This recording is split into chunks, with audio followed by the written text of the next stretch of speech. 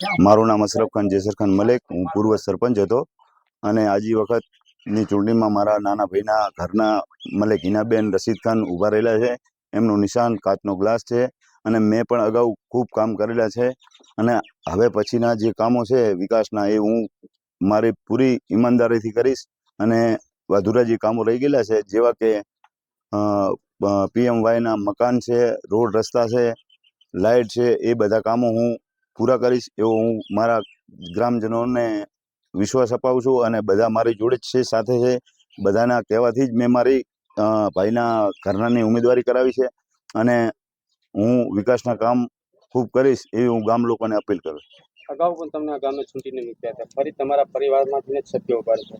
ગામ લોકો તમારા પર વિશ્વાસ કરે તો કેમ કરે, એવું મુખ્ય કારણ શું છે તમારા? એનું કારણ કે ગામના નાના મોટા એવા કામો હતા કે જે મેં કર્યા છે અને ગામ લોકોને મારા ઉપર પૂરો વિશ્વાસ છે, એટલે ગામ લોકોએ જ મને ઉમેદવારી કરાવી છે અને હું ગામ લોકો માટે વફાદાર રહીશ એવી હું બધાને અપીલ કરું.